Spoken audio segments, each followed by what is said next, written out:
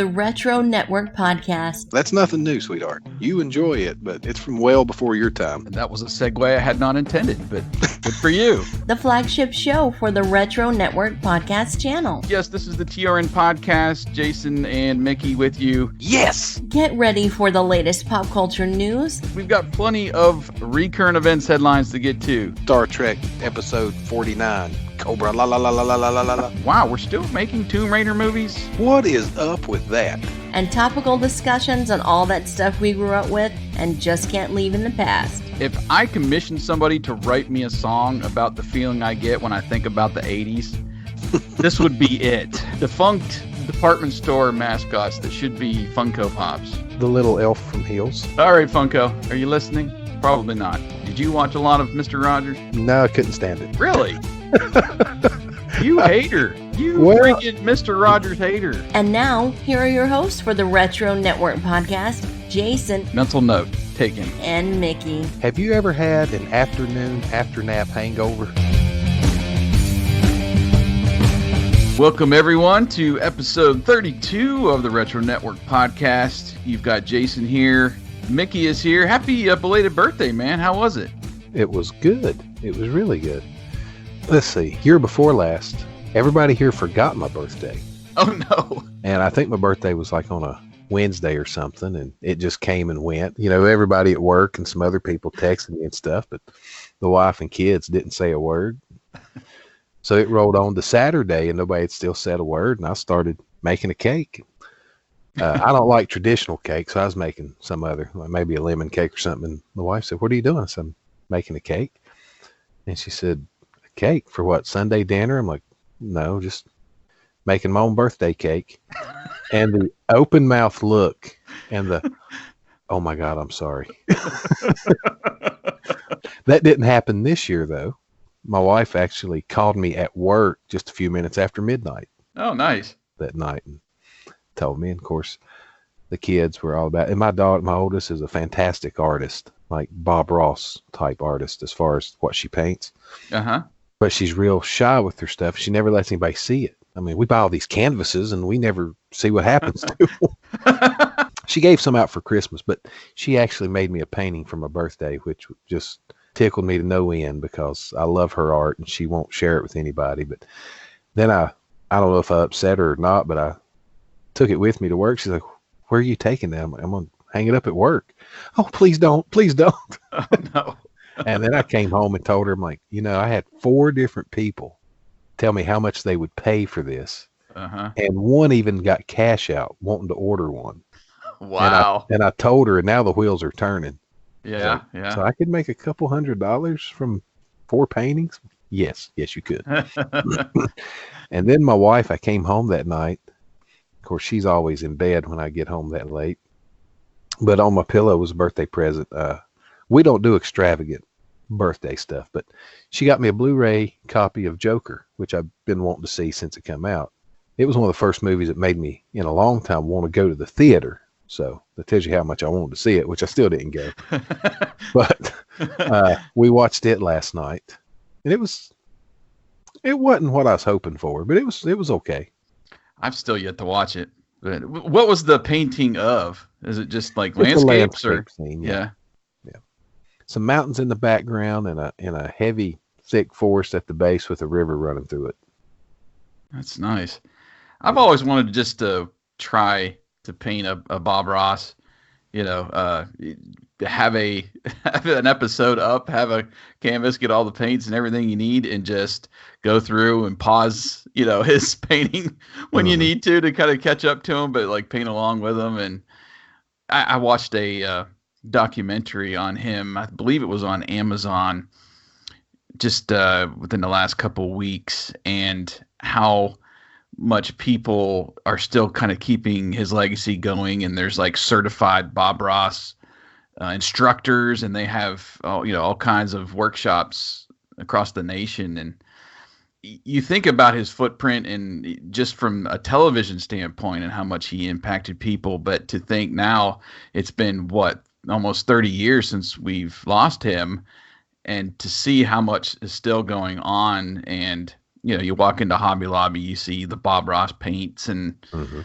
and all that set up to get anybody going. But that was a really neat documentary, and yeah, it inspires you to go out and be creative. Even though I'm not the biggest creative person in the world, but I've gone out and tried to do a little painting here and there, and my decoupage stuff, But Bob, he's had this big revival, but he's starting yet another revival now that there's so many people into those ASMR videos and people purposely trying to do relaxing videos and stuff. And then these same people are finally discovering Bob Ross and like, this is all I ever need right here. That's right. And you've got like 20 seasons of it or whatever, Yeah. I mean, really, he's becoming big in the ASMR community all these years later. So he's enjoying yet another revival. That's right.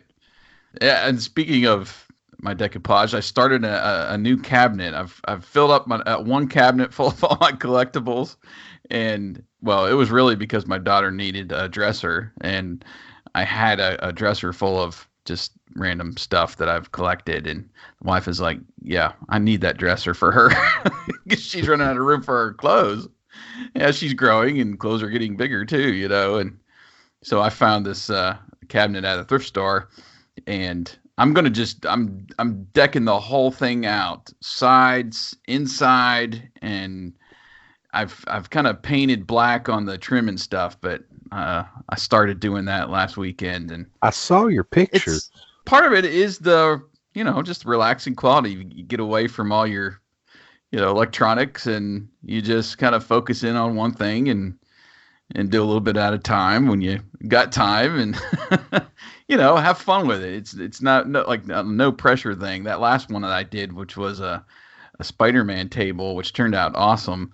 That was a commissioned work, but I still was able to kind of take my time, and I had a deadline because it was a birthday, but I was months and months in advance. So it's fun, man. I love it. It's almost like putting your own puzzle together, So I just like to go fishing to relax. That's fine too. Fishing, hunting, joining the outdoors, Sometimes I don't even take a pole. Just get away from the house and go sit on the riverbank, take a nap. Yeah. Eat Cheetos. Skip rocks. Yeah. Well, that's cool. I'm glad you had a good birthday this week. And thank you there were a lot of birthday wishes on our Slack channel and from everybody at the Retro Network. And then I had several on Facebook and Twitter. So thank everybody for that. Yeah, I had no clue. I actually, I think I got it from our friend Tim there over at Old School 80s had tweeted it out. And I was like, oh, man, it's Mickey's birthday. I had no idea. So went over to our Slack channel there that our Patreon people are connected to as well and put a message out there so everybody knew. And and my youngest would be upset if I didn't mention her birthday present since I mentioned everybody else's. She got me a Morgan Freeman 4-pack DVD. And I've not seen any of the 4 movies. And it looks like a range from when he was younger up through now.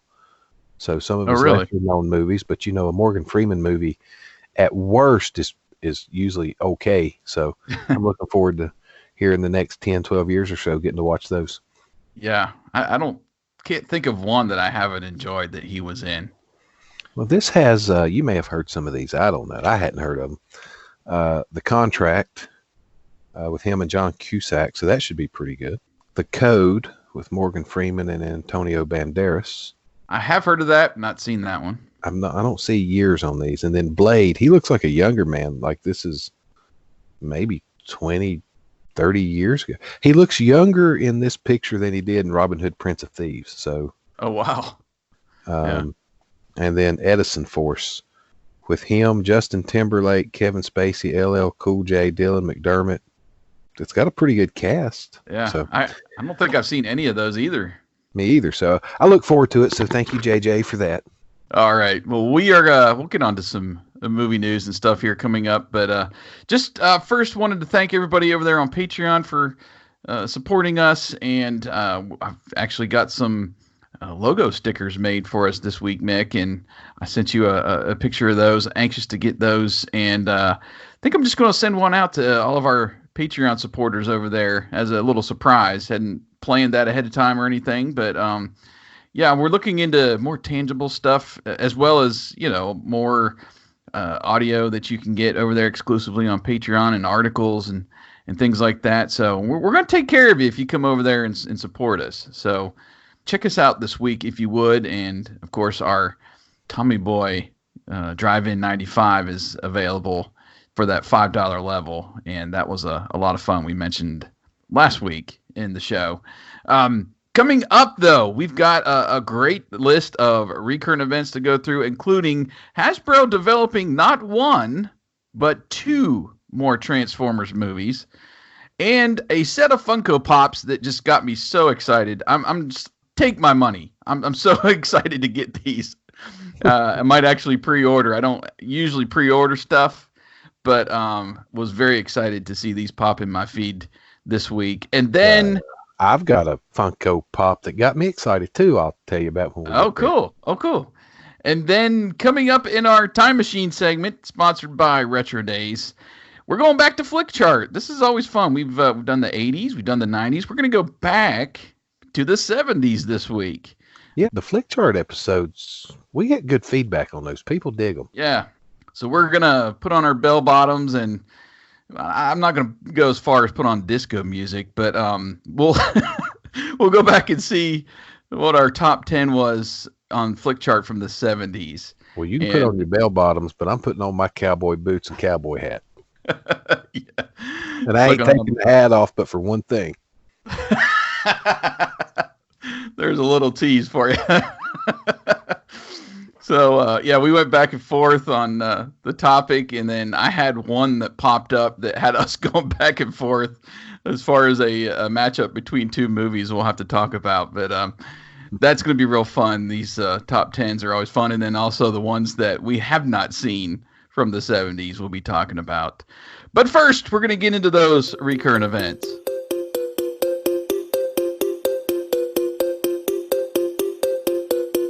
All right, leading off our recurrent events this week is some TV and streaming news, and we're recording this before the Super Bowl drops, but had a chance to look at some of the commercials that have already dropped online. I know you're excited that your Niners are in the Super Bowl, but the commercials are what usually gets me hyped to watch, no matter who's playing, even if it's the Patriots for the 12th time. Looks like they are bringing back the Budweiser "What's Up, Guys." I don't know how I feel about that. I'd rather bring back the Bud Bowl. Yeah, exactly. That was great. I also saw a Cheetos commercial with MC Hammer. Oh no, that's cool. Yeah, there's just some random stuff like that. I tend to gravitate towards when they bring back these old celebrities or some of the old commercials that I remember from the 80s, 90s.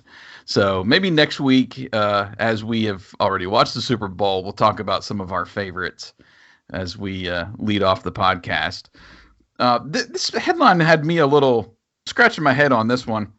Sling TV is partnering with Blockbuster for some free Friday movie nights through the Sling TV app. And I looked at the movie list they got coming up. It's like they will release a free movie each Friday, and Sling is a pay service, so I guess it's just a ploy to get people to kind of come over there and check them out, and see if. But the movies that I've seen, like this week, was The Illusionist, and I think the other ones I had never watched before. So if you're going to get people, and if you're going to brand it as a Blockbuster night, wouldn't you get something that would be more appealing, to get people to come over? Blockbuster's been on hard times recently, Jason. They might not can afford the good stuff anymore. Well, that's true. That's true. I still scratch my head that they had the opportunity years ago to buy Netflix for just $50 million and passed because they didn't see a future in it. Wow. Yeah. Did not know about that. Oh, you didn't? No. I've read some case studies on Netflix's rise and fall, but yeah, when Netflix was just switching over to a streaming model, Right. going more streaming, Blockbuster had a chance to buy them for $50 million and passed and said, there's no future in that. Well, I remember there was a while where we had the Blockbuster, like we were getting the discs in the mail and then you could drop them off at the store.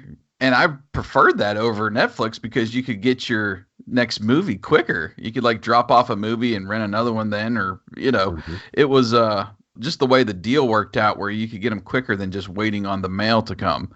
And man, that's just crazy that they had a chance to buy them out and didn't.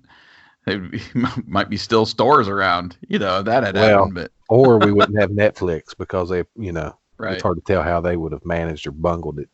Yeah, but I don't know. That was just weird to me that you're still branding as Blockbuster on other apps, but I don't know. We'll see what becomes of that. I did read also that Apple and Netflix are both showing interest in acquiring MGM. Ooh. Now that would be a pretty extensive catalog of movies and franchises. You think, I believe MGM owns James Bond. They own the Pink Panther franchise.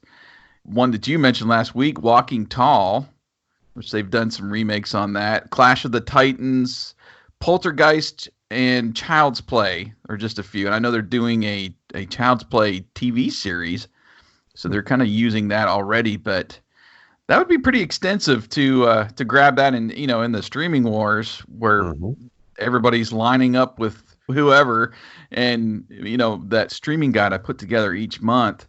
It seems like the James Bond movies move from service to service monthly, and it might get to the point where we won't need that guide and everything will kind of be where it is. You know what I mean? Yeah. Well, and I'll at the risk of sounding like a broken record, I'll say it again.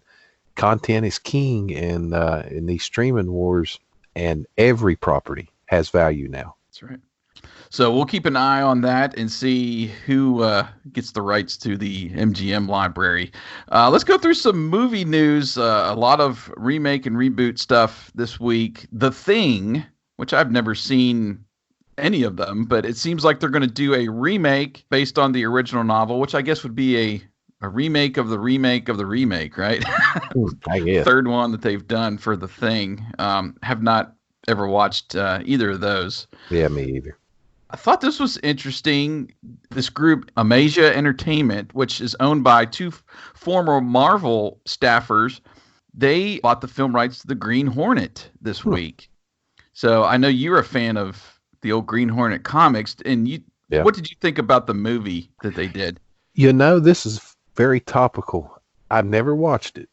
I have never either. And we own it, and somehow I come across a trailer for it last week, and I'm like, it's not supposed to be a comedy, but I'm going to watch it. We've got the DVD. I was going to watch it last weekend.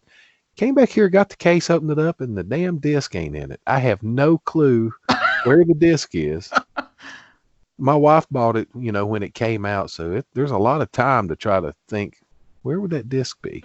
Right, yeah. So if I find it, I'm going to watch it, though. Yeah, it's just one I never connected with either. But the Green Hornet episodes of the old Batman 66 show are my favorites. Mm-hmm. That two-parter. So, have you seen that one? I have seen that. I've got the complete 66 series. Yeah, I went out and bought that. So that's it. Yeah, those are good. Interesting to see what they can do if they're going to make this, push this more into I was really franchise. I was really excited.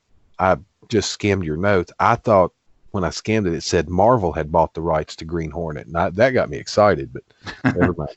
Yeah. They're also making a Lethal Weapon 5 and bringing back Mel Gibson and Danny Glover.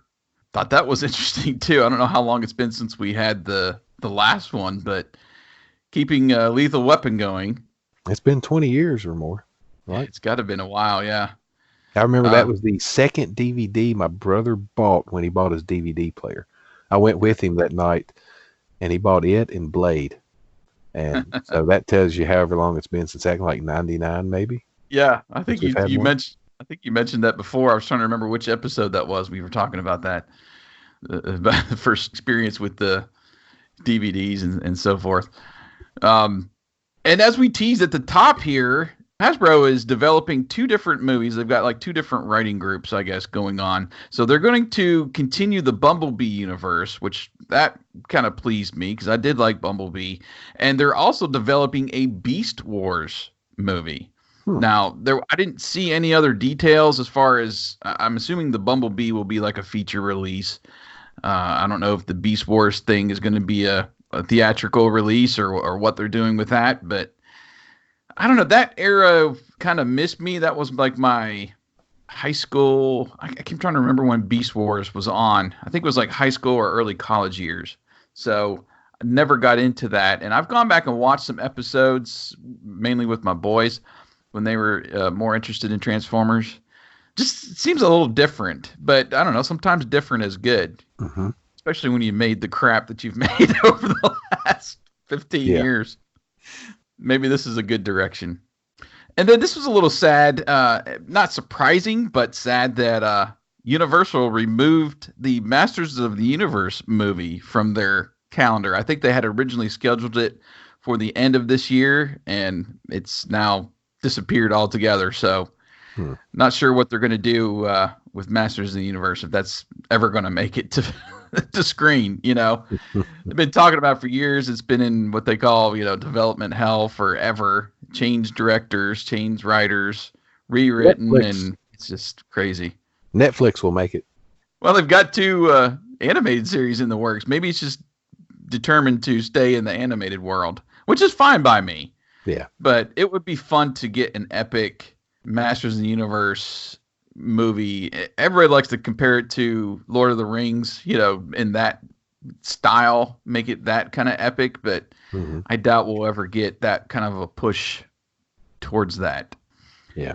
Just leave it in the cartoon world. And then this was interesting too. The Uncut Gems, the Adam Sandler movie, he got the Oscar buzz around and ended up being snubbed, but the directors for that movie have been approached to do a gritty or almost like dark Pee Wee Herman reboot movie. I don't know what to think about this. If it's maybe it's more of a lean towards like Joker and that style of film, and throwing Pee Wee in there, maybe a little behind the scenes or whatever to how he gets into character and all that. It might be interesting, but I don't know. I don't know how you pull that off. Have to think about that for a while. Dark Pee Wee. I think we already went through that though at one point, didn't we? We'll just leave it there. This now I had to throw a little picture here in the notes. I thought this was great and would get you excited, Mick. Over there on Lego Ideas, which is the site where everybody can just kind of create something and try to vote for it, make it become an official Lego product. There is a WWF Golden Era set that includes several minifigures and this awesome wrestling ring. There's also part of it, that's why I've included the picture, there's a entrance area and they have like a backstage set up for Mean Gene to do his interviews. I thought this looked great. Just the color, the old school WWF color scheme, the white mat and the blue posts and trim around the ring and the red ropes. Oh gosh, that just like took me back looking at the ring. I don't know. What did you think about this? Oh, I think it's great. I think WWE is missing the boat so far with their modern wrestlers by not licensing with Lego, because as many new wrestlers as they have debut on a monthly basis, I mean, you could churn out 6 new figures every month and also throw in these classic ones. I mean, good gosh, I think they're really missing out, leaving a lot of money on the table, but not licensing that. Now, and maybe there's no interest from Lego. I don't know. But yeah, I think that's one of the sets that, like the Star Wars, you could just continually pump out new figures. Right. Yeah, I was looking through the proposed minifigures here, and you've got Hulk and Macho Man, Ultimate Warrior, $1 Million Man, Jake the Snake, Ric Flair. That was a head scratcher. Mean Gene, and then there's a cameraman, and then they also, as an update, showed Bret the Hitman Hart. But when did Ric Flair come into the WWF? Was it 1991? Okay. And left in January 93. Right. So Loser Leaves Town, 3rd episode of Monday Night Raw.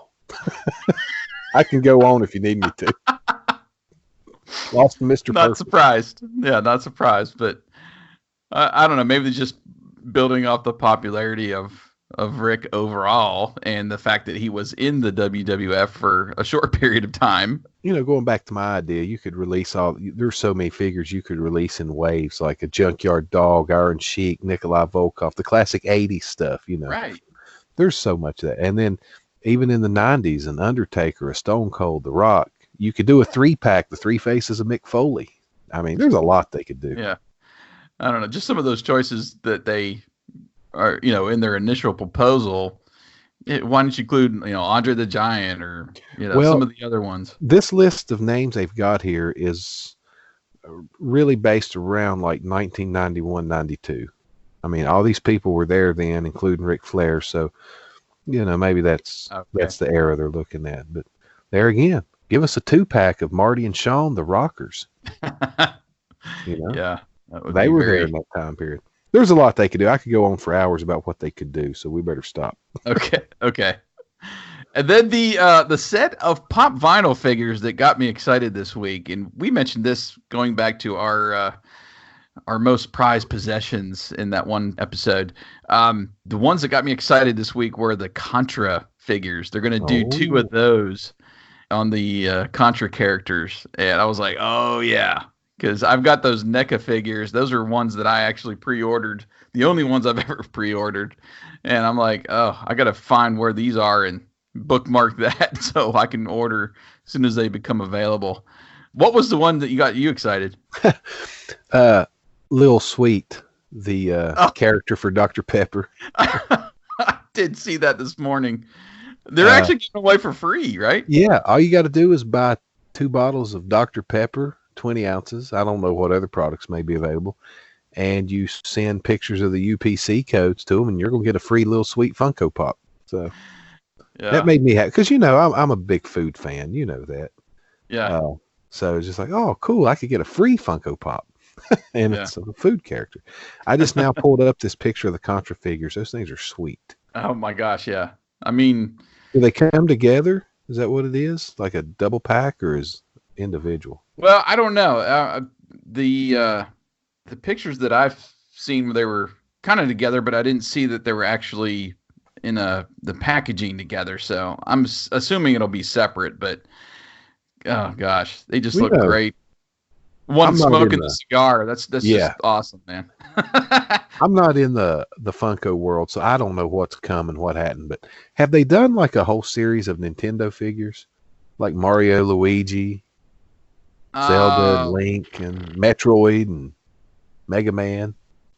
They've done select stuff. They've done Mega Man. I think they've done Mario, but I don't know if they've done a lot of Nintendo stuff. I smell a written feature coming. Nintendo video game characters that needs a Funko Pop. Maybe I'll work on that this week. Like Little Mac from Mike Tyson Super Punch-Out. Right, yeah. Simon Belmont. Yeah, there's a lot. Oh, yeah. You could do a lot there. Yeah, I think mainly they got the license from Namco. So I think Namco, like they own Pac-Man and Mega Man. I think that's why we got those, but I'm not sure about the other Nintendo figures. It's fun. My son plays Super Smash Brothers on his Switch, and he'll show me some of the characters he has and what he can fight with. And it is like Little Mac and some of these other characters. And I'm like, do you even know who these people are? Yeah, they're from so and so. Well, it says it right there in their bio. Yeah, but do you really know who they are? We need a whole set of Funko Pops based just on Mike Tyson's Punch-Out. That's right, man. Joe, Von Kaiser. Heck yeah. What about you can get about a dozen? Yeah. King Hippo. So yeah, there's a lot Funko can do. I was excited about those. Here's a couple pieces of pop culture news as we are closing out this week. Atari, I don't understand Atari and where they go, but they have announced they are doing video game themed hotels, like actual hotels that you can go stay in. The first is going to be breaking ground this year in Phoenix, so we might get our buddy Adam to go check it out. But they're also doing hotels in Las Vegas, Denver, Chicago, Austin, Seattle, San Francisco, and San Jose. Atari-themed hotels. So My whole question is, are they providing like the games in each hotel room? Or are they going to have like this huge arcade? Or, is it going to be that kind of experience? Or is it just a bunch of branding throughout the Likely hotel? just a bunch of branding, and these locations don't make a lot of sense. Like you could, besides the Las Vegas. Las Vegas, yeah. Yeah, you could see this flying like in Orlando and touristy destinations, Yeah. where it's an additional thing besides why you're there. Like, oh, we're going to Disney or we're going to MGM Studios or whatever, but we're also going to stay at the Atari Hotel there. Right. I don't know that people, Las Vegas, it would work fine. Hell, they could even have a whole casino based on Atari games, Yeah. But Yeah. good on them, I guess. Yeah, keep the brand going, but I don't know. I'm anxious to see what they're actually going to do inside the hotel. And then I did read this week that the DeLorean is finally making a comeback. It had a push a few years ago, even taking. I remember you could go over to their website and almost like pre-register to buy a DeLorean. But it does seem that they're finally moving forward with production of some newer cars that are more modern based as far as emissions and all that goes, but still have that, DeLorean look. I looked at the price tag. You want to take a guess? Well, I'll make a guess based on if they're going to make the car like they did then out of stainless steel and stuff. I'm going to say like 70,000. 100,000 per car. Yeah. And they're going to do, I think it was less than 1,000, like, I don't know, in the 500 or 600 range. I can't remember what the article says. You can read more about that, but yeah. If it don't have the gull wing doors, I'm out. It does have the gull wing doors. So I did read that part. And so it's going to look like the DeLorean from the outside, I imagine, with the stainless steel, everything. It's just, you're going to have a modern engine in it and whatever, some more features or something for the modern day versus what you would get back in 1981, But I would still, gosh, it's still one of my dream cars. I would love it to be my just everyday car, just driving around town and turning heads. It's one of those cars. To get to 88 miles per hour. That's right. That's right. Just to see, just got to see. You never know. Officer, I had to check. But that's going to do it for the recurrent events this week. Coming up on the calendar, remember we got the calendar on the website. And what we've got coming up and what's been dropping as you're listening to this, the Birds of Prey movie is coming up this Friday, along with a new Green Day album. That's the 7th. The pop figures have already dropped online for Birds of Prey. Boys in the Hood is getting a 4K release today as you're listening to this podcast. And then tomorrow we've got the Lego Masters TV show debuting on Fox. So some great stuff coming up this week in the calendar. Make sure you look through that and look through what's coming up in February. I've put some time and effort into finding some great stuff for you to look forward to in the month of February. And don't forget, you just go to the website. There is a link at the bottom. There's a button to add it to your Google Calendar. There's also a link to add it to your iCal calendar if you're an Apple user. And you'll get those updates each day when there are new events. But go over to the website, too. There's more stories there that we didn't have time to get to this week. There's a new Psychedelic Furs album coming out, first one in 29 years. Who? And the Psychedelic Furs. Come on, man. You don't know any of these like new wave 80s stuff. No. You're clouded by the classic rock, the smoke from the classic rock people. Yeah. Yes.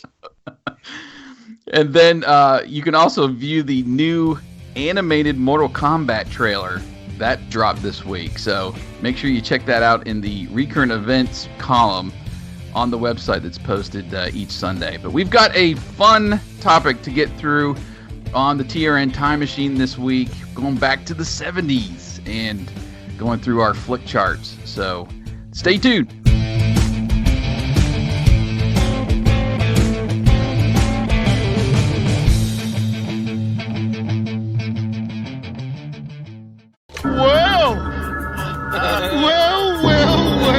Do I feel lucky? Well, do you, punk? The snozberries taste like snozberries. He got a deal pretty mouth, ain't he? I'm gonna make him an offer he can't refuse. Well, an excellent day for an exorcism. silent breed is people! Hey, where are the white women at? Need my sister and my daughter. Keep your friends close, but your enemies closer. What knockers? Attica! Attica! Attica! You're gonna need a bigger boat. 'Tis but a scratch. I'm as mad as hell, and I'm not gonna take this anymore! Yo, Adrian! I did it! You talking to me? The Force will be with you. Always. Toga! Toga! This is Ripley, last survivor of the Nostromo. Signing off. I love the smell of napalm in the morning. Can you dig it? All right, welcome back inside the TRN Time Machine, sponsored by Retro Days. And I did read this week, Mick, that they've got a new episode coming up on the GoBots. Ooh. Very excited. I'm not sure when that will drop, but I saw Adam dropping hints over there on Twitter. So I was like, oh, yes, because I know we both love the GoBots. Yes.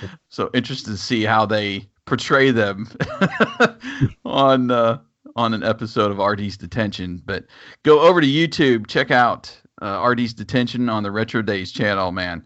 We've been telling you for a long time, and we'll keep telling you for a long time because it's so much fun. So go do that this week. But going back a decade prior to the GoBots, we're going back to the 70s, and we're doing our Flick Chart profiles this week. And just for anybody who hasn't listened to our previous Flick Chart episodes, these lists are sort of our top 10. It depends on what movies come up in Flick Chart, and they basically will battle out two movies, and you choose one over the other. So it's more of a randomized system, and sometimes some of the larger movies won't pop up for you, and you're like, why is this not on my list? Well, that's why. It just hasn't popped up for you as you're ranking movies over there on Flick Chart. But it's a fun game, and it's one that, again, I don't remember our lists from previous times, but it didn't seem like there was a lot of repetition there. So no, and I was thinking to myself, looking at my list, I'm going to say we will have no more than, well, I don't want to say no more than 4. I'm thinking around 4 will be the amount of crossover we have. Okay. Well, since this era is kind of before our theater experience, we were both born in the mid to late 70s. I was born in 76, and you're 77? 78. So obviously watching movies from the 70s, we would have had to either catch it on cable or purposely gone back to watch these films that were kind of before our time. So have you gone through a phase where, let me just check out some movies in the 70s? There are, the first movie I'll talk about, purposely sought it out. Mm-hmm. Well, actually 2 of them I purposely sought out on this list, and the rest of them, 3 of them I purposely sought. Anyway, yes, to answer your question, yes, I have sought some movies out. Some of these movies I just came across, and okay. There's another one I purposely sought out. Anyway. How about so it that? Sounds like it's about 50-50 then, of some that you just maybe caught on TV or happened to see on home video versus purposely, hey, I've heard a lot about this movie, I need to go watch it. Yeah, and then the good thing about that is then they show up on this list of some of your favorite movies from that era. You purposely sought them out, and it lived up to the hype. So yeah, it's a good thing. Okay, well, let's get into it, man. If you're okay, I'll go ahead and go first this time. Yeah. Number 10 on my top 10 of the 70s list, The Man with the Golden Gun. Oh, James Bond films. Yes, of course, I'm a huge James Bond fan, and there's another one actually on this list. But The Man with the Golden Gun, Christopher Lee, love his character, Scaramanga, and they've got the little guy from Fantasy Island is in it too. It's just a fun movie. They have a flying car. You get the first appearance. I think this is the first appearance of the Louisiana. What's his name now? Gosh, I almost went to Buford T. Justice, but the James Bond version of that. I can't remember his name in the movie, but you get a little bit of that. There's just so much about that movie that I love. It's one of my favorites of the Roger Moore era, but not the favorite, as we'll get to that. But love The Man with the Golden Gun. Have you seen the James Bond movies, Mick? Or... No, I'm not a James Bond fan, but it's not that I've got anything against them. I've just never watched them. Okay. Well, it's fun that the whole premise of the movie is he is like the highest paid hitman, $1 million a bullet, and he never misses, you know? So it's a good duel between him and the Man with the Golden Gun, played by Christopher Lee. And they go to this like exotic location, and he's got this whole like obstacle course almost set up to test. He brings in like hitmen and eventually James Bond, you know, to test them out, and then they have this big, you know, battle. Anyway, love it in the James Bond universe. Well, in the James Bond universe, are the movies, you don't need to watch them in order, do you? No. So I could just jump in with Man with the Golden Gun. Right. Yeah. Gosh, he goes through like several different women throughout each movie, and there's no continuing, you know, really plot or storyline. I can't remember. I've watched one. It had Jaws in it, and it wasn't the one on the moon. Whichever one he was in that he wasn't on the moon. That was The Spy Who Loved Me. Yes. He was in those two. I think just those two. Anyway, so The Spy Who Loved Me, how high up the list does that rank on good Bond movies? So I know, you know, if the rest are better or worse. Or of the Roger Moore era, it could be my favorite. It's close up there. It's one of his best ones, I would say.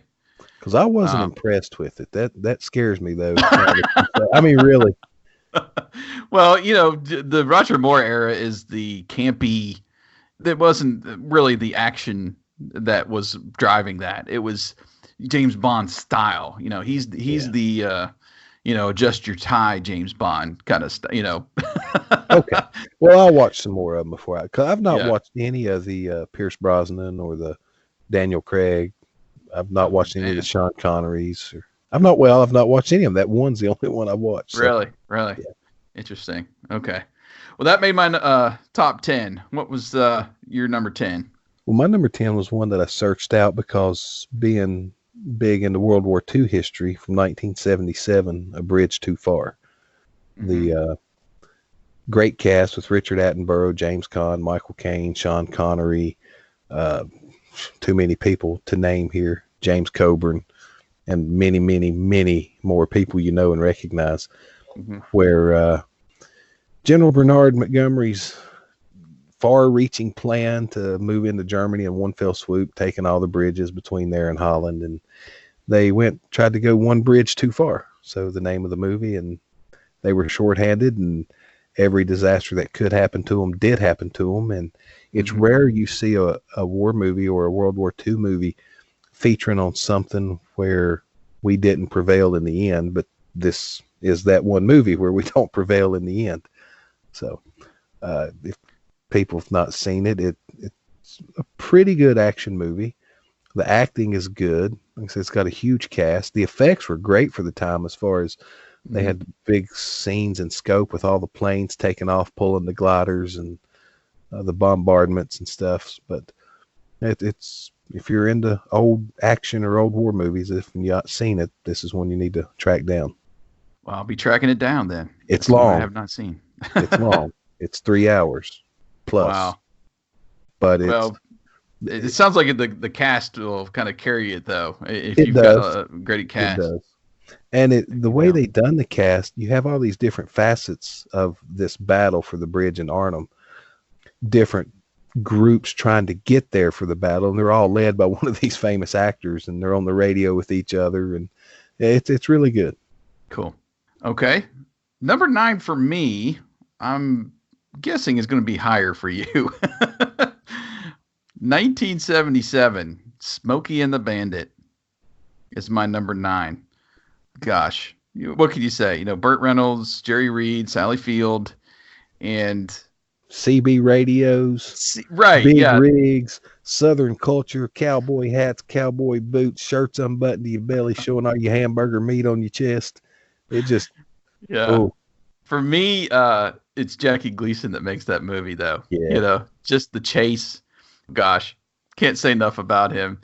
But yeah, that was just it's such a wonderful glimpse of that trucker and that whatever you want to call it era and the way things worked back then. And it's the chase, you know, the whole chase is just kind of keeps you moving through the movie, and every little twist and turn, you know, hiding behind the, you know, getting the tractor trailers to help them along the way. And it's just such a fun movie. I'll let you talk about it a little bit later, I'm assuming. Well, my number 9 movie comes from 1972, and the 70s were known for their disaster movies and the Poseidon Adventure with Gene Hackman and some other good people. That one I first seen on TBS, just off by myself, you know, one day it was on and kind of picked up and started watching it and really got into it. And I remember talking to my mom about it after, and she was like, "Oh, I love that movie." And it seemed like every time we'd see it in the TV Guide coming on after that, we'd watch it together. Right. I've probably watched that movie 20 times. The ship is hit by, there's an earthquake and there's a tsunami, and the ship gets caught in it and gets capsized, and the people have to fight their way up from what would be the top of the ship that's now upside down to the bottom of the ship to have a chance to possibly be rescued. So really good disaster movie. It is. I've enjoyed that one. I remember probably about the time that Titanic came out, I went back, and I don't know if they were showing it on purpose, you know, to kind of coincide with the Titanic being so popular and in theaters and stuff. But I remember kind of rediscovering it at that point. And I do remember, like you said, it being on cable, more or less. I don't know if I've ever just sat down and watched the theatrical version. It's always been on, you know, cable. So, and it's been a while since I've watched it, but that's the time I ordered going back and rediscovering it. I ordered the theatrical version on DVD several years ago from Amazon. Oh, cool. Did you ever see the sequel? I don't think so. Beyond the Poseidon Adventure. I don't think so. I've not watched it either. The premise is interesting, where all the survivors are headed to court, I'm guessing like for a lawsuit or something, going to testify, and they're all on a train, and when it goes through a tunnel in the mountain, the tunnel collapses. So wow. Talk about your bad luck. Yeah, I mean, but the movie's kind of panned as not being very good, but because I like the first one so much, I want to check it out. Did the cast come back? One or two of them did, but not the main people. Okay. Cool. Okay. Speaking of, this is perfect. Nice segue. Speaking of disaster movies, my number 8 is Earthquake. Oh. From 1974. Charlton Heston, Richard Roundtree, I believe. What's his name? Naked Gun. Not Leslie Nielsen. Oh, George. Kennedy. Yeah.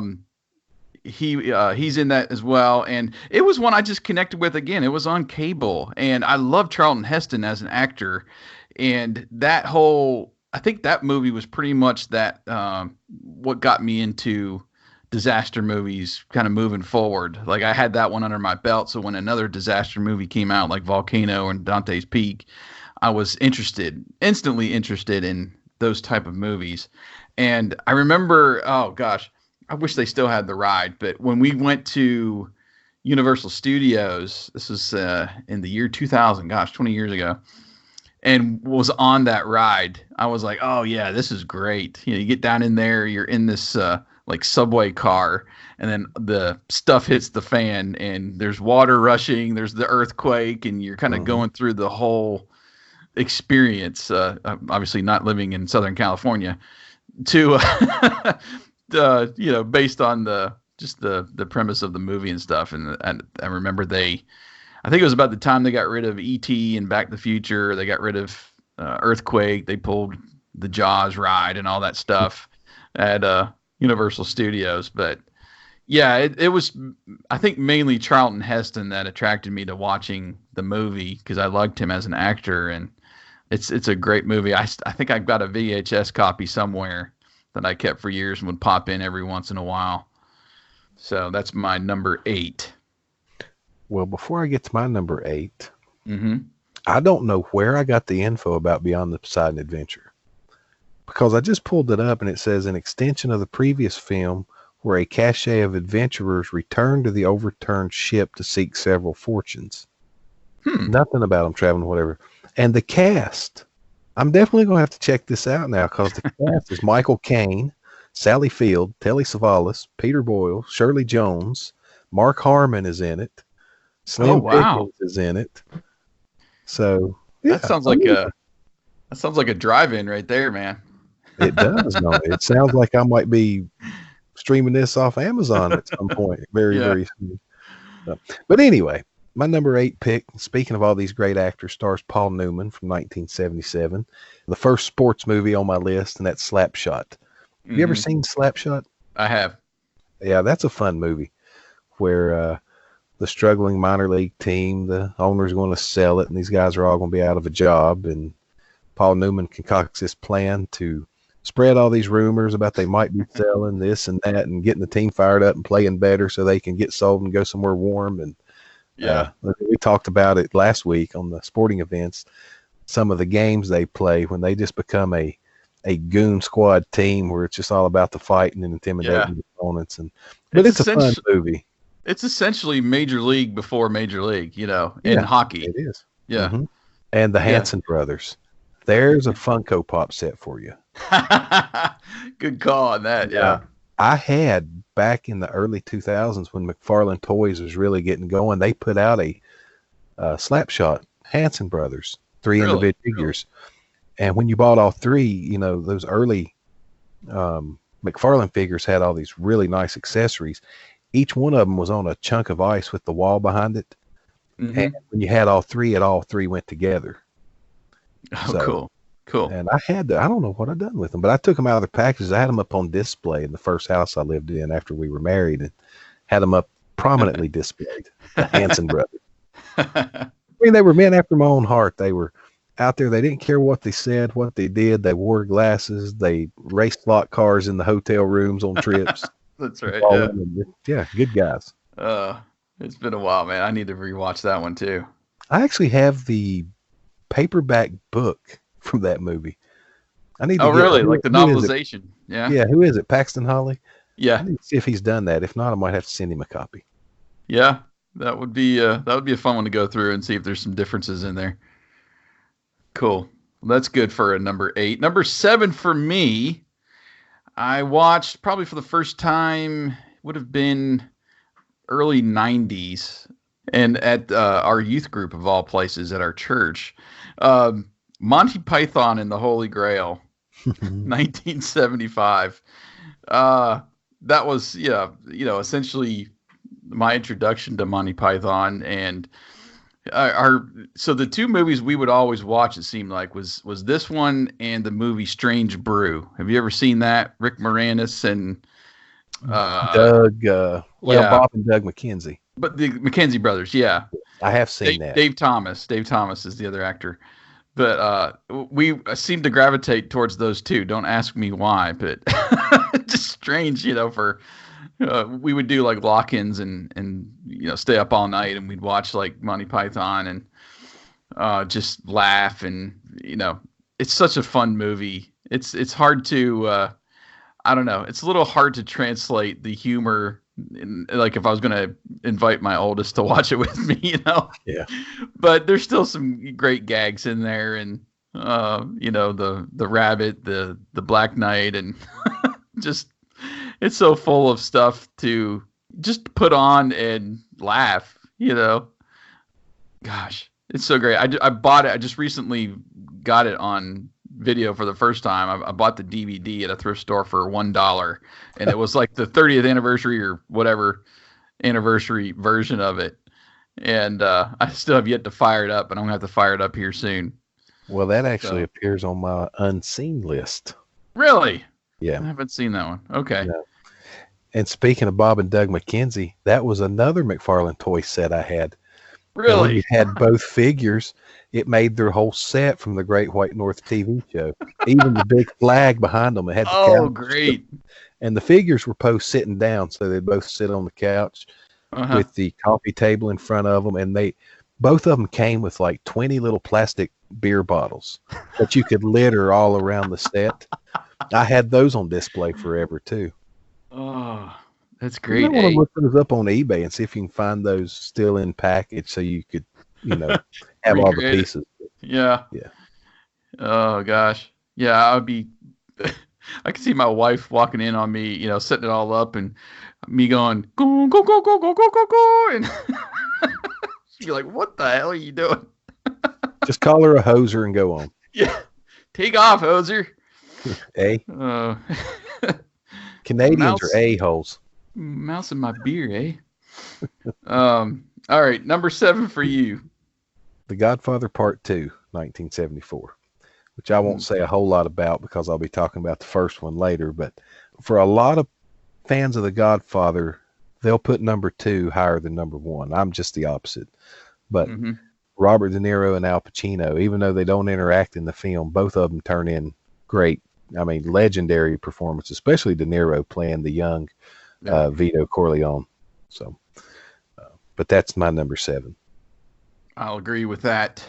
Did not make my top 10. I'm trying to scan through here and see if part 2 made my top 20. It might not have come up on my list, but yeah, I'm kind of with you. I kind of lean towards the first, kind of go in order, Well, now, as far as favorites go. I will say this. I think it was Bravo about 10 years ago done a special version. It was The Godfather in chronological order, and they had the blessings of the creators and stuff to take all the movies, chop them apart, and put every scene in chronological order. Really? That was fantastic. So the movie starts with the Robert De Niro character from Godfather 2 and then rolls into scenes from Godfather 1. It put everything in order instead of all the flashbacks. That is such an epic way to watch that movie. It's unbelievably good that way. I've never heard of them doing that. That does sound pretty great. It's always, anytime you break out The Godfather, you get to, well, I can make it through part 3, but you've got to break them all out. It's almost like a marathon. If you're going to commit to The Godfather, you got to watch the whole series, Right. But that's good. Number 6 for me, 1971. Trying to remember the first time I watched this. It was probably on cable. Willy Wonka and the Chocolate Factory. Another one I've never watched. Really? Wow. Yep. Okay. We've breaking it out over the years, and I've introduced the kids to it. Did not really care for the Johnny Depp, remake, and I think they saw that actually at school. I think it was my oldest before he saw the original. I'm like, no, you've got to go back. We've got to watch this. And I remember sitting him through and watching the original Willy Wonka, and it's just fun. It's just a fun adventure. And Gene Wilder, what can you say about Gene Wilder? He's just great. And they've made memes out of the movie. Okay, what more do you want? Just a fun story, and one that, like I said, we will pop it in every once in a while just to watch it. Great movie. So I guess if you haven't seen that, we'll go on to your number 6. Well, we're going back for another disaster movie from 1974, The Towering Inferno. Okay. With Steve McQueen and Paul Newman. This was one that, after I had watched The Poseidon Adventure and liked it, my mom told me about The Towering Inferno. And somehow we, back then, without internet stuff, we found a copy and watched it, and I instantly loved it. The big new skyscraper catching on fire and burning, and Steve McQueen is the fire chief, and Paul Newman's trying to get everybody out, and got a lot of cameos like those disaster movies did. You got Bobby Brady is in it and several other people. But recently, The Rock done the movie Skyscraper. It was loosely inspired by The Towering Inferno. I wish they would have done more of a, Towering Inferno remake, but that's what we got instead. I can't remember if I've ever watched The Towering Inferno. It's my favorite of all the disaster movies. And Is it? it may be influenced because my dad was a fireman, and you get a lot of the fire aspect of the fire spreading from floor to floor to floor, and everybody moving higher and higher up in the building, and how can they get them down or get them out, and how are they going to put this thing out, and could it burn the whole city down? And yeah, so it's really, and Steve McQueen is great as the fire chief. You know, right in the middle of the disaster, Paul Newman's the architect, but Steve McQueen keeps needling him, you know. Mm-hmm. We keep telling you we can't fight fires over 10 floors, and you architects just keep building them higher and higher and higher. And Paul Newman's like, can we just worry about putting this one out right now? Save the lecture for later. Yeah, right. So yeah, I need just to do a marathon of old disaster movies. You're getting me excited to do something like that, man, coming up. Because I have not connected with the Towering Inferno like some of the other ones. Number 5, we're made it to our top 5. Number 5 for me, 1975. Roy Schneider, Robert Shaw, Richard Dreyfuss in Jaws. Oh. I have seen Jaws many, many times. I think, I don't know. It seemed like it was on continuous rotation on TBS or TNT every weekend. It was, you'd flip to it. And every time I flip to it and wherever they are in the movie, I'm like stuck there, you know. And just such a great movie. It's a little silly going back now and looking at the shots of the shark and stuff, but I'm sure at the time it was it's almost more not seeing the shark is the better parts of the movie now, that lead in anticipation and your mind just running wild on I gotta get out of the water. And the scene where Robert Shaw gets eaten is still just crazy. I don't know what to say about that one. For years I'd flip it over to something else while that was going on and come back, because now he was the old dude, right? Yeah, I thought so. There is a great episode of the Rewatchables podcast that they do on Jaws, and you learn an awful lot of information.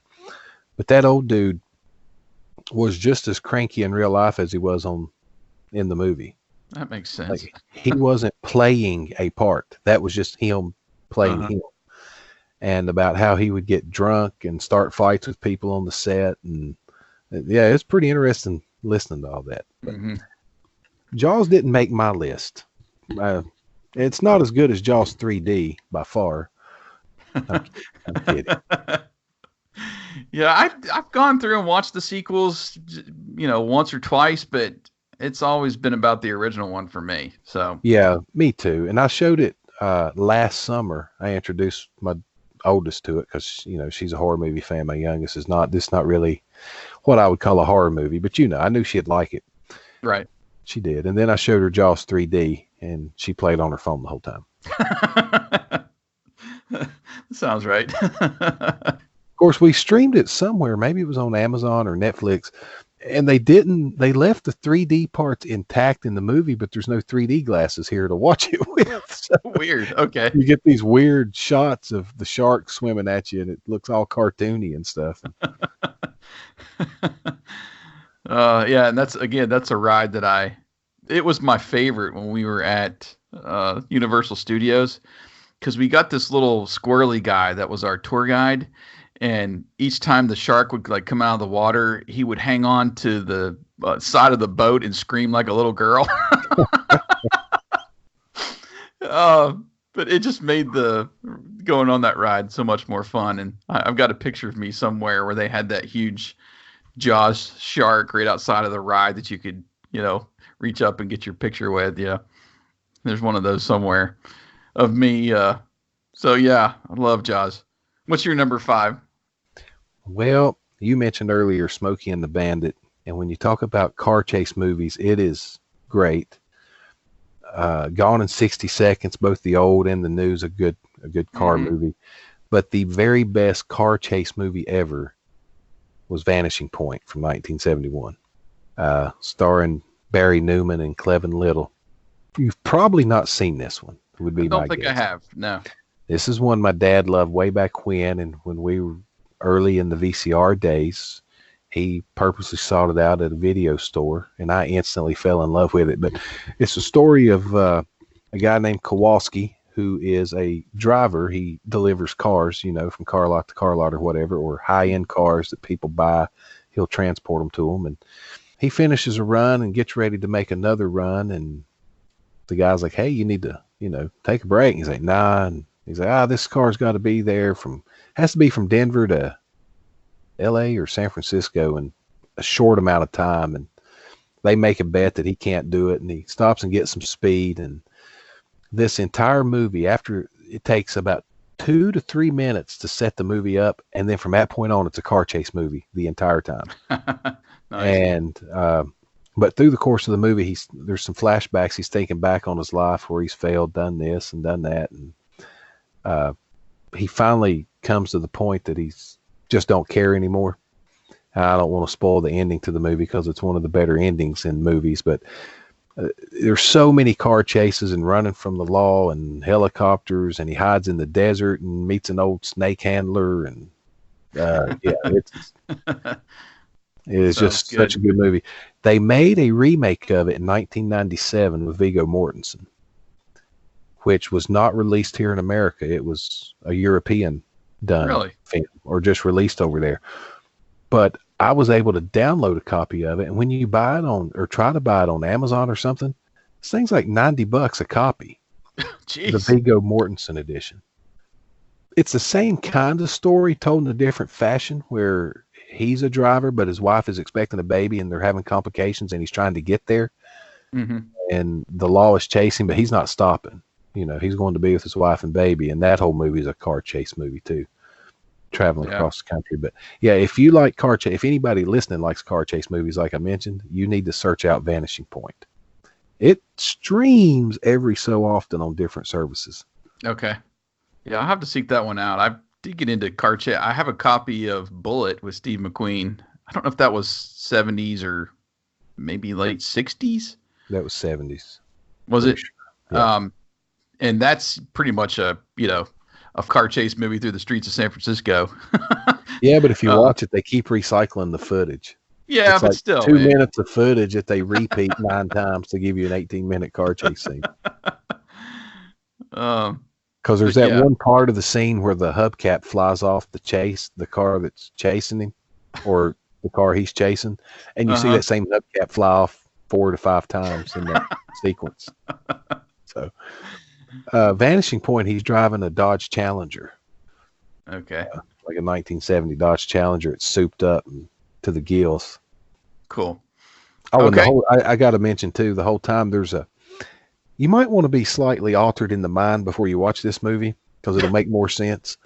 But there's a radio DJ who's keeping up with the car chase on police scanners, and he's relaying information to him through the radio, through his show, but he's being cryptic about it. Mm-hmm. Like, when he's in the desert, they're circling with helicopters waiting on him to come back out on the road. And this DJ who hosts, Kowalski, if you're listening, be careful if you come up for air. They're waiting to cut off your supply. And he deduces listening to it that they're waiting on him and stuff. Yeah. Yeah. Cool. All right. Number 4 for me. Going back to James Bond in 1979, Moonraker. So this one has, and I've mentioned before that one of the first items I bought off eBay was the set of Moonraker trading cards and stickers, which I still have. I don't know. It was just something about James Bond in space, that was really cool. And it's probably my favorite Roger Moore movie. And you've got Jaws in it. So it's fun because, like, at the beginning of the movie, Drax, who is the main bad guy, he's got this martial arts assassin that's after him, and James Bond takes care of him, and then he's like, no, we better get in somebody better, and then they bring in Jaws, and now, which come first, Moonraker or Golden or Spy Who Loved Me? Moonraker would have been first. Spy Who Loved Me, I think, was early 80s, like maybe 81 or 82. Okay, so Jaws, this is the first appearance of Jaws. I think, well, now that you mention it, I'm not sure. It might be the other way around now, because I think this was the second appearance of Jaws. I gotta look it up now. Yeah, I was looking it up too. Moonraker came out in 79. I'm sorry, yeah. So Spy How You Love Me was 1977. So it was 2 years earlier. So it might have not just come up on my flick chart to rank it, but yeah, this was the second appearance of Jaws. So this was at the peak of his popularity, and there's a great scene where I think they're in Rio and they're on this like sky lift that goes up like a cable, sky lift. Mm-hmm. And Jaws like bites it with his he like bites the cord with his teeth, and it's great. There's a couple scenes where you think he's dead, and he gets back up, kind of dusts himself off as he does, and keeps on moving, But yeah, just the whole and Jaws even finds love in Moonraker. Oh. Yeah, there's a nice little heartfelt scene when they're on the spaceship, and he actually kind of turns a corner and helps Bond, but it's pure Roger Moore campy Bond, but I love it. It's was one of my first introductions to James Bond. So that's my number 4. Well, my number 4, people will probably say it's blasphemy being this low, but it's Star Wars, 1977. Okay. And it's one I sought out. Actually, no, I didn't really seek it out. I'd heard about it. I had seen Return of the Jedi, but sometime in the very early 90s, maybe actually 1990, 91, USA ran a 3-night, those 3 movies back to back to back. And I made a point to watch all 3 of them because I really liked Return of the Jedi. But, a lot of people need to remember listening now thinking, well, how could you watch that before that one? The days of VCRs and what was available at your local rental store, depending on what you could see or not see. Because right. Star Wars and stuff was not on television in 1985 and 86 when Return of the Jedi was the NBC Sunday night movie or whatever. Mm-hmm. So sometimes you just had to miss some of these movies until technology come along enough that you could go back and watch it. Right. That's how it was. That's right. It wasn't available for me to watch. So yeah, Star Wars, of course, everybody I'm sure listening to this podcast knows what Star Wars is. And still, I think the story of this original Star Wars, the story of the movie may be the best. Going to save the captured princess, storming the keep, classic storytelling tropes there. But yeah, it still holds up. It's still my favorite Star Wars movie. Yeah, probably 75% of Star Wars fans will put Empire Strikes Back as their number 1. Yeah. But I like the original at my number 1 position because it's what started it all for me. And it's just a fun adventure as a self-contained movie without the weight of continuity in other movies. Just self-contained. It's such a good story. Yeah. Yeah, and the fact that it was really the middle of an entire saga that George Lucas had planned is crazy to think about when this came out, that there was stuff before and stuff after that he had thought about. But yeah, I'm okay with that. I'm cool with that because well, I'll tell you what, I'll save it for a little bit when it comes up on my list here. But yeah, personal preference there. If you saw Return of the Jedi first, then I can understand it not being a number 1 movie on a 70s list. Yeah. Okay. Number 3, top 3. We've made it. Number 3 for me, one of my earliest introduction to superheroes. And I was probably the 66 Batman show was one of the earliest, or maybe the earliest ones that got my wheels turning about superheroes, and probably some of the cartoon shows on Saturday mornings, and Spider-Man and His Amazing Friends, even Batman when he was on Scooby-Doo was influential. But the original Superman from 1979, I believe, 78. Really impacted me about the just superheroes in general, and probably Superman 2 stuck with me more just for the fact that he got rid of his powers in that one, and There's that whole scene. I would have dreams and play out that whole scene in Superman 2 when he's in the diner and they're kicking the crap out of him, and thinking like, why would you get rid of those powers, and not understanding why he did it, and to be with Lois and everything. But the original one was great too, and I even love Ned Beatty in the thing, But Gene Hackman, oh gosh, I love Gene Hackman, and he's definitely Lex Luthor. You know what I mean? Yeah. Just to me, my Lex Luthor too. Yeah, it's just a great superhero movie, and I just, I can't say enough about how it impacted me and have brought me to this point of loving the superhero movies.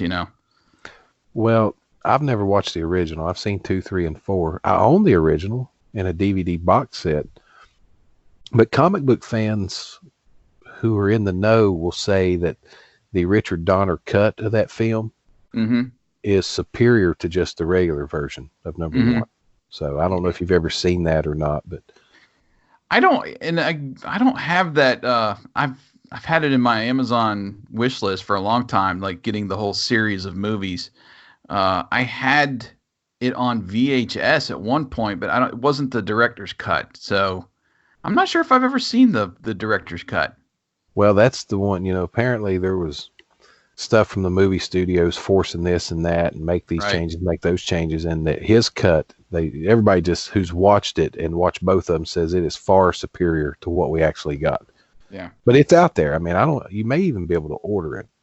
Like it may be for sale on Amazon or something, but yeah, I think they do have a a separate release with the director's cut on there that I've seen. So it'll have to be one that I'll have to seek out and watch just to see because like I said, I don't remember like sitting down and watching the director's cut, and I don't think they've had it on TV, or they might have had it on streaming at one point on Netflix or Amazon or someplace where it was the director's cut, and I've watched it, but I'll have to research and see what the differences are and stuff, and remember if I've watched it. Well, my number 3 is The Godfather from 1972.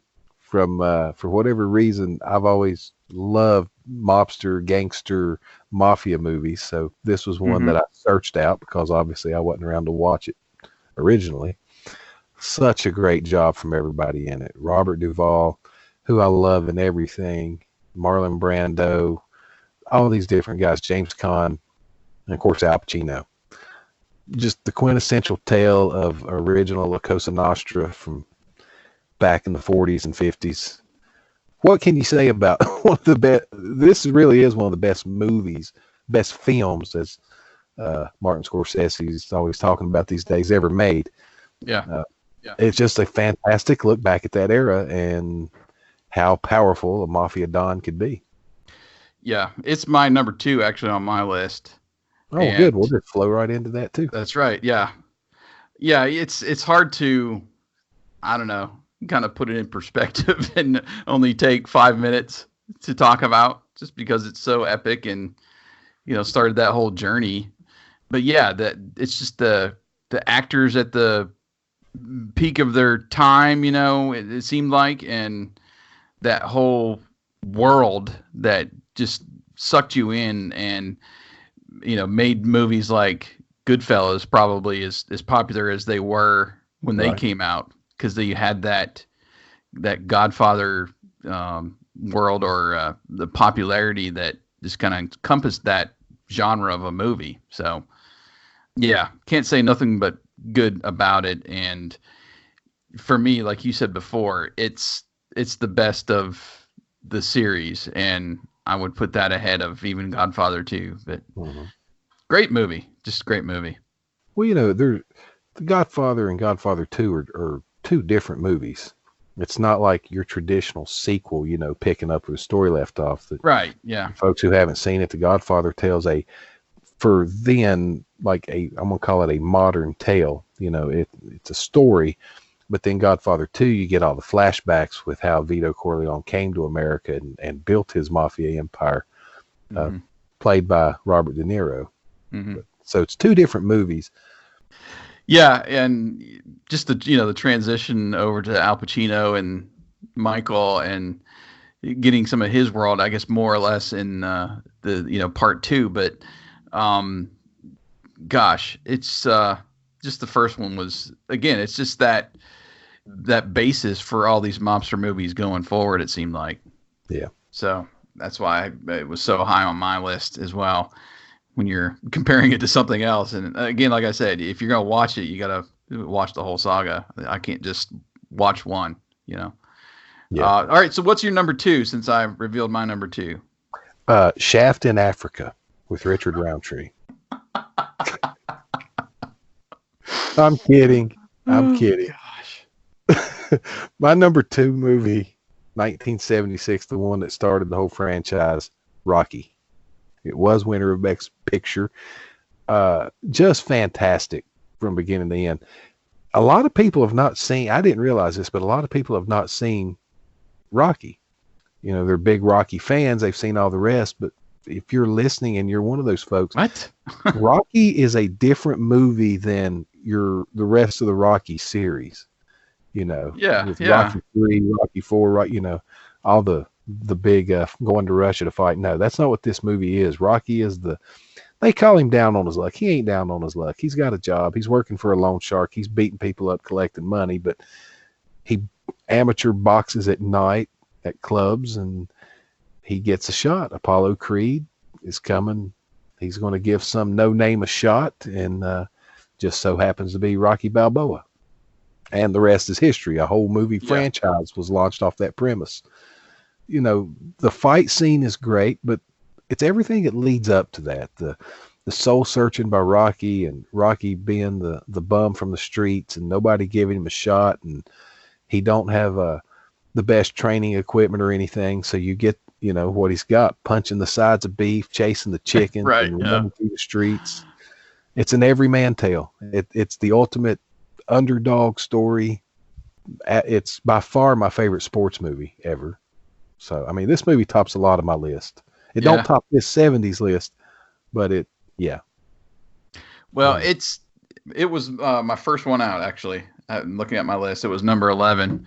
But you're watching the original Rocky for the story. It's got the best story of all of them. You watch Rocky 2, 3, 4. You go there for the fighting sequences and just the hype around those. Where this is his story. This is the drama, the whole how he got to where he was in those later movies. Right. And fighting those other people that were larger than life at the time. But yeah, the emotional attachment you have in the rest of the movies is formed with the first movie. That's right. Yeah, exactly. That's why you're rooting for him. It's where he come from. That's right. I mean, it could be Floyd Mayweather Jr. going to Russia to fight somebody. You don't know his history as far as he didn't come from the streets like Rocky. You're just rooting for this guy, and that's where it all started, was with the first one. I agree with that. Number 1 for me is Star Wars. 1977. It's, I believe, one of the first ones I saw on VHS. It was at a birthday party, and I remember my parents renting the VCR and renting Star Wars. So it's probably around that era of it was past even when Return of the Jedi came out. So probably like 84, 85. When did Jedi come out? 83, I think. Yep. So I had not watched any of the other Star Wars movies until that point. And then I watched that one many times. I remember renting it many times when we did rent the VCR. And then even the Empire Strikes Back, I remember being at a friend's house and watching that on a VHS tape. So, yeah, I missed seeing those in the theaters. And when I made it a point when they came back around to the theater with the special edition, which we could do a whole podcast and debate that, but I made sure to go out and seek out and watch those in the theater. I ended up seeing the first two, Star Wars and Empire Strikes Back, in the theater then. But yeah, it's just it was so impactful, and just that space saga. And it's weird because probably at the time Star Trek you had that series was out, and then Star Wars came out, and then you start getting Star Trek and Star Wars movies in there. But it's always been about Star Wars for me, and I've never really gotten into the Star Trek world. But it just opened up that idea of space travel and the space saga, that would be going forward. And then, when Spaceballs came out, that was it for me, man. That was like, I put that above Star Wars. No.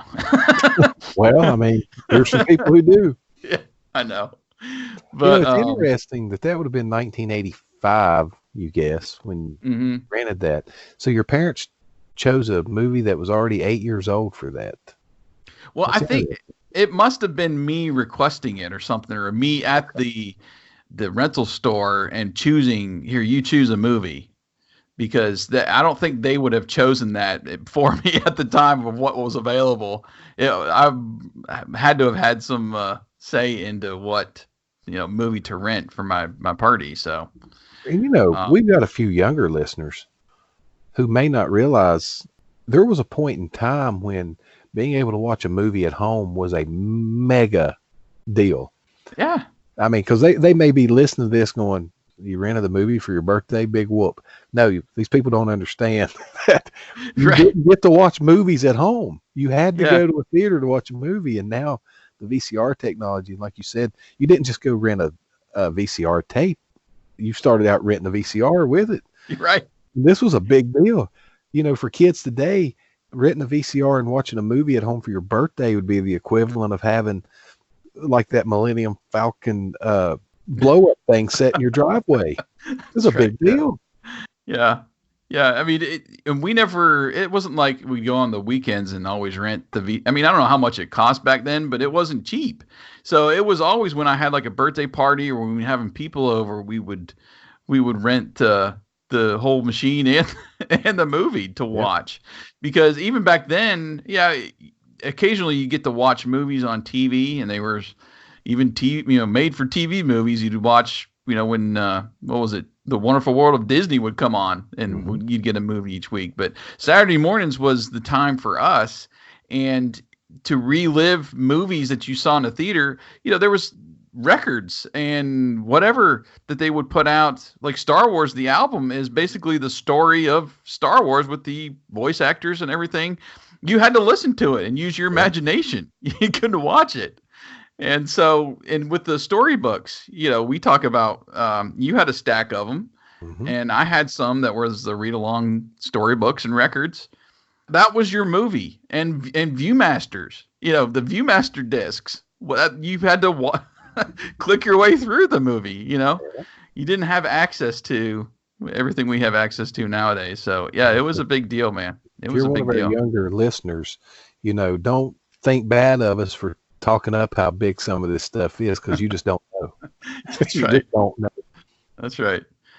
All right. You want to talk some more Smokey? Yes. Number one, Smokey and the Bandit. I don't even know what to say. This actually tops my overall flick chart. This is my favorite movie of all time, Smokey and the Bandit. Okay. Yeah. Just from everything involved. I grew up, my dad traveled. He didn't always drive a tractor and trailer. It's not like he was a truck driver either. He drove for himself. He had his own business, and he had big deliveries. He'd take a tractor and trailer because there was a trucking company across the road from us, and they worked together on that stuff. So I was always fascinated with CB culture and big trucks, and being proud of being from the South and loving Southern culture like Mountain Dew and NASCAR and car chases and just fast cars and good looking women. Because now that you're down here in the South has the best looking women in the world. Yep. So this movie encompasses every bit of that. Yeah. And they're bootlegging. If you're down here in the South and in the Appalachians, there's all kinds of ways you kind of skirt the fringes of the law. That's what these guys are doing. And beer's legal, but not this beer. They're just bringing this beer over here because it's legal. Right. But bringing Coors east of the Mississippi is bootlegging, or east of Texas. So, and just the perfect cast, like you said, Jackie Gleason. Oh yeah. Who was not forgotten at that point, but this was his renaissance. It was. That's right. You got Burt Reynolds, who was probably the preeminent movie star of the time, of that era. He was the Rock of that generation. Yeah. Sally Field at the perfect age, and she's in all her beauty, and she's always been a lovely lady, but especially then. And then the casting decision to put Jerry Reed, a country music, I ain't even gonna call him a country music star. He was a country music half star. He was one of the mid-level guys at the time. This rocketed him to superstardom. The soundtrack that Jerry Reed put together for it just fits it perfect. Hal Needham, the director, trying all this stuff, and I've watched a documentary on the making of this and how Needham done all this, and a lot of it was just off the cuff, and to churn out such a perfect movie. When I say perfect, to me it's perfect. It embodies everything I love about life, and it's done so well, and it's funny. And I quote Jackie Gleason from this movie constantly. I don't know how many times I have said, the first thing I'm going to do when I get home is punch your mama right in the mouth. I don't know how many times I've said that. And some bitch, Yeah. The Rock, speaking of The Rock, made that a catchphrase in wrestling. Some bitch. That was Jackie Gleason, folks. Yes. Can we stay and watch the game, Daddy? Or can we get some hush puppies, Daddy? We ain't got time for that shit.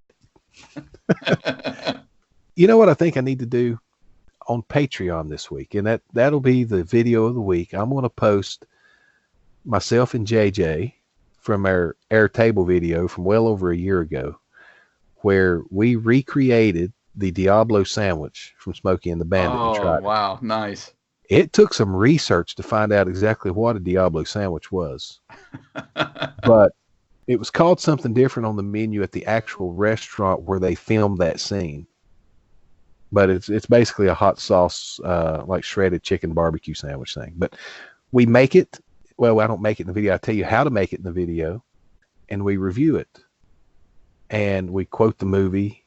I'm going to spoil it for people. She was going to be the snowman. She thought I said a snowman. So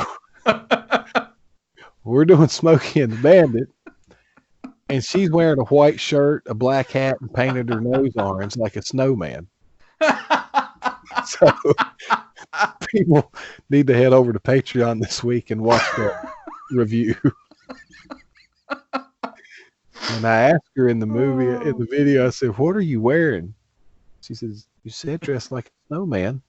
I said, "Dressed like the snowman, not a snowman." And she tells me that a couple times, but I'm a snowman. It's like, yeah, I know you're a snow. Yeah, never mind. Let's move on. So it's a lot of fun. I'll put that up this week for our patrons. That'll be the video of the week on Wednesday or Thursday. I want to see that. All right. Well, that's our list. I just looked. Star Wars is my number 2 overall. Ghostbusters is number 1 on my flick chart. Just real quick, let's go through our 11 through 20 here. So I had Rocky 11. A Charlie Brown Thanksgiving. How that came up so many times. That's my number 12. Blazing Saddles. The Muppet Movie. Rocky Horror Picture Show. The Enforcer. Oh gosh, Dad loved Dirty Harry, so I got into those early for some reason. Young Frankenstein, Dirty Harry is 18, Conquest of the Planet of the Apes 19, and Benji number 20. What's your 11 through 20? Well, first off, Conquest, Planet of the Apes. Why not any of the other ones? I guess they have not come up. Beneath is the second one. I think that was 70s. I think. But yeah, I enjoy the second one almost as much as I do the first one. I'm the same way. They're 1A and 1B in my book on favorite Planet of the Apes movies. So for me, my number 11 was Bad News Bears. Oh yes, which I liked it better than the newer one that came out. Then the original Apple Dumpling Gang. My all-time favorite horror movie, the original Texas Chainsaw Massacre. Then Earthquake and Jaws that you had on your list, and the Disney animated Robin Hood came in after that. And then I got a couple Clint Eastwood movies: Every Which Way But Loose, Escape from Alcatraz, Outlaw Josie Wales, and then The Bad News Bears and Breaking Training. Okay. All right. The 5 most egregious unseen ones that it tells me that I have not watched, and this first one will surprise people, would be Alien, One Flew Over the Cuckoo's Nest, Monty Python and the Holy Grail, A Clockwork Orange, and Chinatown are the 5 top-rated unseen. I've got some of those in my top 5. Number 1 for me is One Flew Over the Cuckoo's Nest. 2 is Taxi Driver. Never seen Taxi Driver. 3, Clockwork Orange. 4, Chinatown. And 5, The Conversation. Gene Hackman. And top movies that have not come up for me to even rank, and I have seen them, I just don't know where they'd rank on my list, would be Taxi Driver, Apocalypse Now, and The Sting. The Sting would probably be in my top 10. Probably near the very bottom, but it would be in the top 10. Trying to see if there's one. Yeah. And those for me are basically about the same, except number 5 is The Network. Or, I'm sorry, just Network. Faye Dunaway. Network and Chinatown are both on my short list of movies that I still really want to watch. Yeah, there's a few down here. Yeah, The Sting I have not seen. All the President's Men, I have not seen that one. The Deer Hunter. Have you seen Ocean's 11? I mean, even the modern one. Yes.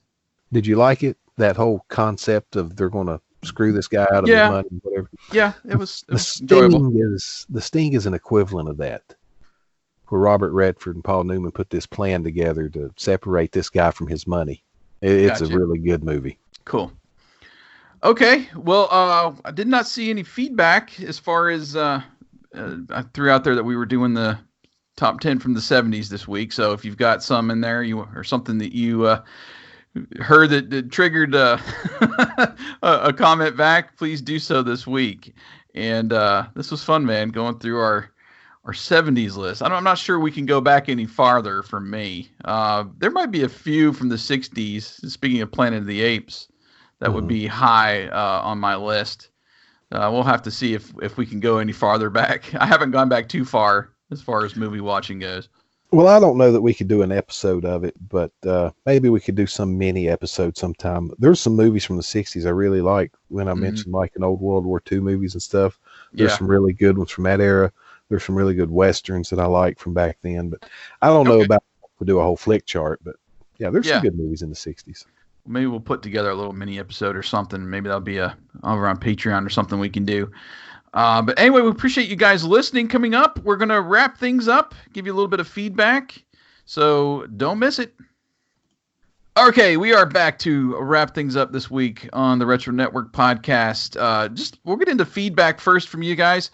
I did see over there on YouTube a comment to your Wax Pack flashback on the Action Pack football cards. Man, these were popular. Darth Abominus is his name. He says, look forward each week to see the next pack. Love the podcast as well. Well, thank you for that, Darth. I'm glad you are along for the ride. And I just watched the latest one you put out on the Monster Truck cards. Those were pretty cool. Yeah, I had never seen those before. Never opened them.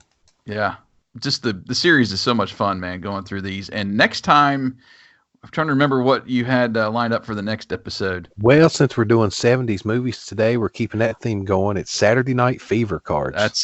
That's right, man. That ought to be interesting. I've never even seen those cards before, so. I hadn't either until I opened them. I already filmed the episode. I hadn't seen them either, but they're pretty good. I saw something in the feed this week. I guess it's somewhat feedback or follow-up from last week where we did the fictional sporting events we wanted to attend, and the Nerdist just happened to put up the 10 greatest fictional sports movie coaches.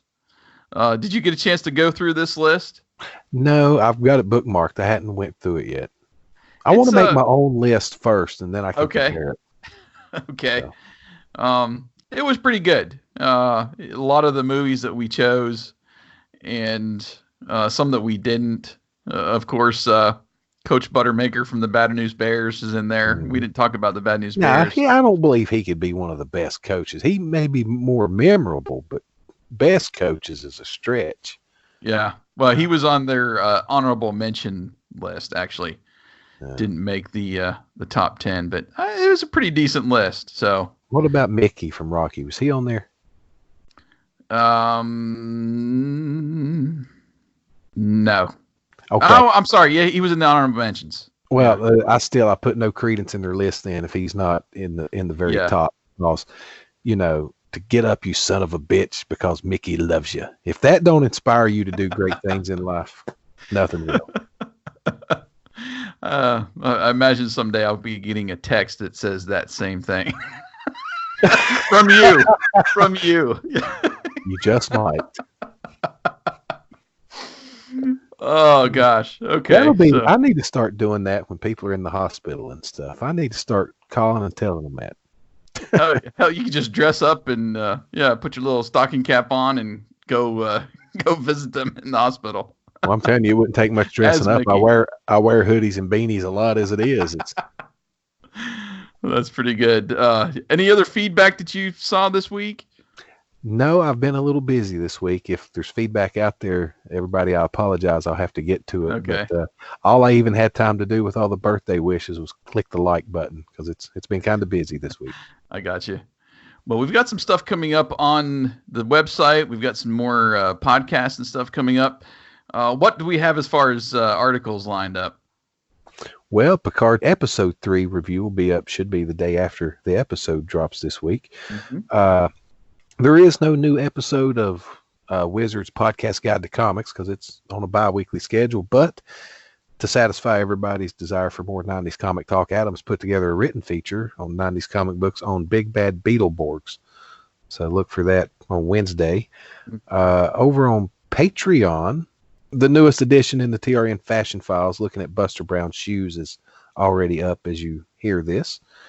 And, of course, Waxpack Flashback, we already talked about Saturday Night Fever, and there will be a few other little things this week, too. Mm-hmm. I am still working on that outtake show. I made about halfway through all the audio I had saved from about the last month's worth of shows. So hopefully by the end of next week here, you'll get a new Outtakes and Stories episode over there on Patreon for all of our... Those can take him a while, folks. I say a lot of stuff that you can't say on things. He has to cut it out. So there's a lot to go through. We talk a lot of shop too, so we don't always get those stories and stuff in between, but I just kind of group everything together in our in-between segment. So I got to weed out just random stuff from the website and topics and stuff. Usually leave that out, but so that should be coming up. We've got a new sequel quest this week, actually a rewind episode from their back catalog on The Princess Bride 2. Like we were saying before when we were off the air, you can go a lot of ways with this, and it's going to be interesting. I have not listened to this episode before, so love The Princess Bride, and not sure quite how you spin that off.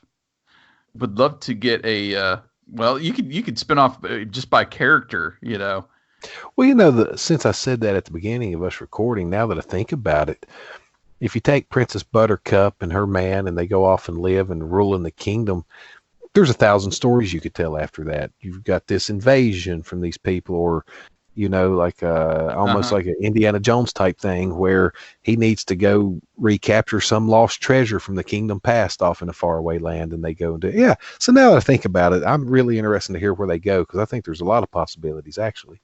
Yeah. Give me a Fezzik movie. Oh, yes. I want that guy, the bad guy who thought he was smarter than everybody. Mm-hmm. Inconceivable. I'd watch a whole movie with him. Yeah, that would be good. And then hopefully by the time you're listening to this too, I'll have the retro streaming guide together for February. I was waiting for a couple more of the apps and streaming services to release their content for February. Got several things lined up as we're recording this now, so hopefully that is also dropped out there that you can check out, bookmark, and I will be updating that post throughout the month as new stuff gets announced for each of the streaming services. So that's, I think, gonna about do it, man. At TRN Social, you can find us on social media at RD80s at Yesterdayville for our personal accounts, and we would always appreciate your review. Mark a star review if you just want to do that in your favorite app. And we appreciate everybody listening, man. This was a fun episode. Mm-hmm. And be back next week. We got a halfway special Valentine's Day idea. Yeah. Halfway tied into the holiday. Well, I think once you see what the topic is, we'll put it out there and tease it a little bit on social media. I think we'll get more feedback about an upcoming episode on that than we have anything in the past. Yeah, I'm looking forward to this. So look for that as Valentine's Day approaches. But we appreciate everybody listening, and we will talk to you next week. Thanks for listening to the Retro Network Podcast channel. Make sure you listen to all of the great podcasts we have to offer right here in this feed. If you enjoy our channel, please give us a 5-star rating in your favorite podcast app. Connect with us on social media by following TRN Social and visit the retronetwork.com website for your daily retro fix. Come back next week for another episode of the Retro Network Podcast.